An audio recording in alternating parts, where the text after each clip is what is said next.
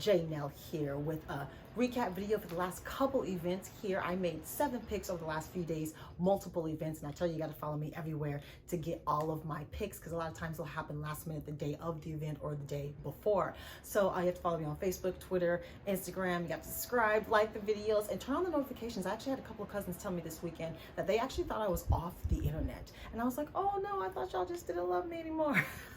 So I'm open to all suggestions on how to make my videos more visible. Plus, I have to do more work on learning how to make them more visible, because apparently a lot of folks just thought I was not doing this anymore. So yeah, again, open to all suggestions for that. But for now, subscribe, like, hit the like button, hit the notifications.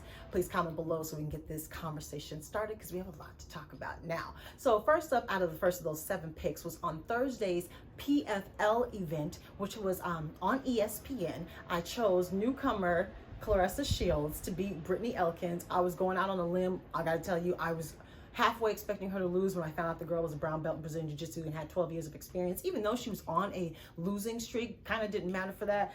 Plus, she was a bit taller than Claressa. She looked a little bit bigger, especially up on top. 155 division. So I was expecting her to lose. I was just looking to see how she would look in the fight, and I have to say, not only did she not lose, so I got the pick, she got this win in the best way possible. So the first 2 rounds, the girl was able to hold her down, and that's about it. Claressa is so strong physically that it was all she could do to just hold her down. So she actually didn't mount too much of an offense, not really any ground and pound. She did catch her in an arm bar, and Claressa was able to keep her cool and pull her arm out of that. And throughout the whole time, she was literally on her back for almost the whole first 2 rounds. And she kept her composure. She kept trying. You could tell that she's still learning the actual steps to getting up and all of that. But she was able to mitigate the damage by holding her close to her. And again, because she's so strong, old girl had to basically focus all her attention on keeping her down and couldn't mount any offense. At the end of the second round, she was able to reverse the position, get on top, and start jamming some, landed some right punches on her knees, and she can generate some serious power in small spaces from awkward angles, which I expected. Her power is different. By the end of those few little punches on that end of that second round, old girl had a hard time getting up. You could tell. I was like, oh, all Claressa got to do is touch this girl. You could tell, and she knew that too. So into the third round, old girl managed to get her down on the ground again, but Claressa was able to reverse the position again. And although you heard her corner screaming, let her up, let her up, had Jackson and Winklejohn there, let her up, she was like, in her words, she was like, hell nah. Her words, okay? And she kept her on her knees, and I think she felt her getting tired, which is what she said. She said, I felt her getting tired, and she's like, I knew she didn't like my power, and you could tell. She was, okay? And the ref, some people are saying late stoppage or early. Some people are not liking the stoppage. I actually thought the stoppage was correct, because unlike boxing, in boxing you have to return fire. In MMA, it's you have to protect yourself and try to improve upon your position. So you don't necessarily have to be returning fire. Old girl, if you saw her legs, even though she was tucking her head, her legs was moving, trying to throw them up, and she almost reversed Claressa at one point. So she was still trying to improve her position. The moment those legs stopped and she just grabbed Claressa, that is when the ref stopped the fight. So I actually thought it was a good stoppage. To those of you saying that this was fixed, I don't think so. The look on the girl's face didn't look like she was getting paid to take no dive, because she refused to hug Claressa and everything. She seemed pretty bitter. She didn't seem like she was going home to a nice paycheck. I don't think it was fixed. So you let me know what you thought about that. You let me know what you thought about her performance. This is the best way for her to get a win, because she went through adversity. If she just would have went in there, beat her standing up, and that was it, she learns nothing. She's been in front of bigger crowds and brighter lights. So the fact that she got put on her back for so long, was able to hold her composure, her condition in 5-minute rounds, her condition looked great. And this is at 155. So obviously for her to be really competitive, she's gonna have to drop some weight, but I mean, she couldn't ask for a better debut, really. So who would you like to see next for Claressa Shields in MMA or boxing, because she wants to do both? She wants to fight again in the next 2-3 months. I say no. I think she should wait about 6 months. And for those of you with the Amanda Nunes talk, I think Amanda's like 33, 34. I am not, you know, hopefully they'll get to fight one day, but I don't think so, because I think Claressa, I want to see a competitive fight. So we're talking about 3-4 years for Claressa. I don't know if Amanda's still going to be there at 37, 38 years old. The fact that she doesn't have to have a baby herself to start a family is a good thing for her, so she won't suffer that drain of essence that we're seeing with female athletes who, when they have babies, they can't seem to get back to the way they were. So she won't be suffering that. So maybe she'll be there at 37, 38, but it's not something I'm keeping my hopes up for. But I was so happy. I was clapping. I damn near stood up out of my seat. I was just, for her to go through that adversity and turn it around, I was like, just keep going. The ref wants to stop it. Keep going. And it was just fantastic. So again, tell me your whole thoughts on that. Also, I'm gonna look up on the rules too with the whole, they have some more names than I thought, Anthony Pettis and some other people there, so that means they might be able to bring in more money. Looks like this was a good, successful event for them, and I want the UFC to have more competition, so I'm all for a different formula, and hopefully they can gain some success. They have like a playoff situation, maybe money given away, so I have to look more into that. So let me know what you think about the whole PFL period, their structure, and of course Claressa Shields. Whew. Next up, I did not get this pick. Bellator 260, I chose Douglas Lima to beat I practiced this. Yaroslav Amosov. Yaroslav Amosov. And new Bellator welterweight champion, Yaroslav Amosov. He won all 5 rounds against Douglas. He basically held him down, took him down, held him down. Also, Douglas was doing this triangle guard from the bottom, which doesn't allow you to throw up any submissions or even reverse the position. So you're basically holding your opponent on top of you while he's mounting ground and pound. The man is undefeated and the first MMA champion in a major organization from the Ukraine. So good on him, and he looked elated. It was nice to see him look that happy. And who should you think should be next for the new Bellator welterweight champion, Yaroslav Amosov? All right, on to UFC 263. Now let's get into this. First up, I did not get this pick. I chose Jamal Hill to beat Paul Craig, and boy, did he not. Paul Craig pulled guard. Paul Craig put on an arm bar.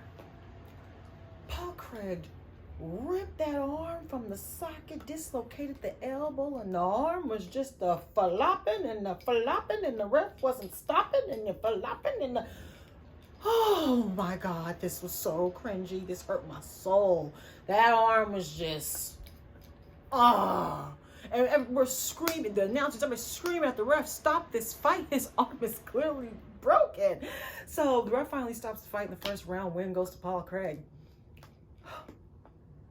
Who would you like to see Paul Craig fight next? Again, Jamal Hill's arm is not broken. It was a dislocated elbow. Apparently they popped it in backstage and he was fine. Had to go to the hospital, of course, but was fine. Thank goodness. This is his first loss, and he is a prospect with some eyes on him, so thank goodness that hopefully he'll be able to recover quick, fast, in a hurry. Now, on to the next. I got this pick. I chose Belal Muhammad to beat Damian Maia. He did. This was a unanimous decision. He probably lost the first round because he did get taken down and was held down there for some time, for a little bit there. But in the second and third rounds, Damian was not able to take him down. Not only that, you saw Belal start to open up because once he got confident that Damian couldn't take him down, he started to open up, started to land some knees to the body, started to land some combinations to the face, actually even bruised him up, had his face nice and red. So good win for Belal Muhammad. And Dana White said he does think this is going to be Damian's last fight, even though Damian didn't, leave the gloves in the octagon and all of that. What do you think? Do you think this is going to be Damian Maia's last fight in UFC? Do you think it's going to be his last fight period? I believe he's 43, 44 years old. Do you think he might try to go to a different organization? Do you think he might just go back to doing like Brazilian Jiu-Jitsu tournaments? Let me know what you think about Damian Maia. And if it is his last fight, thank you, Damian Maia. And as for Belal Muhammad, who would you like to see him fight next? I'm glad he was able to get this win after how that last fight went. All right. Whew. Might as well be on to the first of the 3 main events. I got this pick. I chose Mr. Leon Edwards to beat Mr. Stockton 209. Nate Diaz. My boy, I love me some Nate Diaz, but I had to be strategic on this one. I had to look at the facts. And the facts said that Leon would win this fight, and he did. However, it was very entertaining. He literally was whooping Nate's behind for about 4 rounds and 4 minutes. He was able to take Nate down, which I liked because it showed that he is practicing on being more well-rounded because Usman's the champion, so duh. So I like to see that he's working on that. He looked sharp. He looked very strong. I mean, he, of course, busted Nate up because Nate has a lot of scar tissue, but because Leon also hits him with some serious elbows on the ground, sliced him up over here, sliced him here, and I don't think he had any scar tissue right here, sliced him up here and just... And, like I said, he basically beat him up. Had his leg going, attacking the leg and all of that. Nate biting down, of course, going through it, still landing his shots as well, moving forward as well, talking lots of trash. At one point coming in, he wanted to, Leon wanted to touch hands or whatever at some point, and Nate flipped him off, and then Leon flipped him off, and he got Leon to talk some trash. He kept bending over like, here, you know what I mean? So he was doing his whole, I mean, he's got to be one of the most entertaining fighters ever. But again, you took too much damage from Leon early on. By like the end of the first round, he was already starting to affect that lead leg. He's a kickboxer. Anyway, however, in the last minute of the 5th round, Nate Diaz landed a left to the chin that snapped Leon's head to the side and immediately got the chicken legs. And then I think Nate hesitated. I don't know if he thought that that was enough or he wasn't quite sure if he was hurt, because sometimes it's different for them. They can't see what we see. But to me, he kind of hesitated a little bit, or again, was cautious. I don't know. But there was a little couple seconds in between. I think Nate should have just got on him He only had 58 seconds left. And Leon was surviving up against the KG, was surviving. Still wobbly leg, walking across the chain and surviving. Trying, he swung back a couple times and surviving. Wobbly legs and clearly out of it. Just trying to survive. Just trying to move, honey. Trying to move. And he was able to survive. So someone said, I think Leon just lost his title shot by the way that fight ended. And I think Dana White wanted to be Colby Covington no matter what anyway. So who do you think Leon Edwards should fight next? Do you think he should get that next title shot? I actually do, despite the fact that he got caught in that last minute. He himself gave props to Nate Diaz, and he was like, you know, I've never been stumbled before, so he definitely caught me. I got a little lazy there at the end of the fight. Nate Diaz said that he had suffered a cut in training, wasn't able to spar for 3-4 weeks up until the fight, wasn't able to spar and get his timing down. That was confirmed by Gilbert Melendez, so that would make an effect. He came on strong in the 4th or 5th round, which is kind of how he normally does anyway, but it could be something to that either way. He didn't say it like really as an excuse. He just said, you know, I was off and he beat me, essentially is what Nate said. And then he talked about throwing a party and all of that, and lit up some CBD joints, and Nick was there and all of that, and just so entertaining. Just go check out all of the whole post press footage and all of that from the Diaz brothers. And again, who would you like to see Leon Edwards fight next? If not for the champ, I'd say challenge Jorge Masvidal for that BMF belt. Somebody needs to take that belt off of him. I'm annoyed that he has that belt. If you're not gonna just use it for promotional reasons, take it off of him. Just do that. Anyway, I'm saying that to Leon. Open your mouth. If you're not gonna get the next title shot, go get you another different type of title shot. So, all right. On to the first of the title fights, and I did not get this pick. I chose the former flyweight champ Deiveson Figueiredo to. That's not how I normally do that. I'm sorry, Mr. Moreno. I did not get this pick. And new UFC flyweight champion, Mr. Brandon Moreno. He said he had a 6-month training camp. That after that last fight, he basically didn't go home. And I think after that last fight, it became real to him. Like, whoa, I can be champion. Like, I was almost champion. And he was like, I'm finna be champion. And even people were talking about his attitude and the aura that he had about himself in the last couple of weeks leading up to this. And a lot of people felt like, yeah, he's about to take this belt. I should have paid more attention, honey. He was all over it, Deiveson. He won the first 2 rounds, was all over him. Started as soon as it started. And just higher offensive output, taking the center of the octagon, using his size to his advantage, taking him down, giving him no space. He was all over him. And then in the 3rd round, he was able to take him down, grab his back, snatch up that neck. Deiveson fought it off one time, snatched it up again, and he was like, oh, he's under it. And no. And again, for the 2nd time in the last few weeks, to see somebody truly be happy to get the belt was amazing and heartwarming. At first, he looked stunned. There was nothing on his face, like, what happened? It's just a regular fight. And then all of a sudden, he collapsed to the floor, started crying. And then when he got up, he had that little kid face cry. They're just like, it's like the whole face is contorted and just like, you can't even see that. And it was great to see. Great to see. I didn't realize he was the first Mexican-born champion. You know, I think the way they pumped up Cain Velasquez, they tried to make us think he was actually born in Mexico instead of just being of Mexican descent. I didn't realize we hadn't had one until now. I'm actually surprised by that. So congratulations to Brandon Moreno. And oh boy, he's right. He's a millionaire now because being, well, I mean, we'll see what happens for him, but he should have a whole country behind him now. That is amazing. Couldn't have happened to a nicer guy. He's just a good guy. He's a good guy, family guy. Oh, speaking of family guy, his wife, honey, look, she looked good. She had a little blue mini dress on, her hair done and all of that. She comes up immediately with the baby in the hand. She's hugging him, kissing him and all of that. I'm like, okay, move aside. Let's talk to him. She won't even leave. And while she's talking to him, she's fixing her hair. Girl, move. I was literally saying that. I was like, can you move now? And she hugging and fixing her hair and like, and back to me. I was like, you can't move.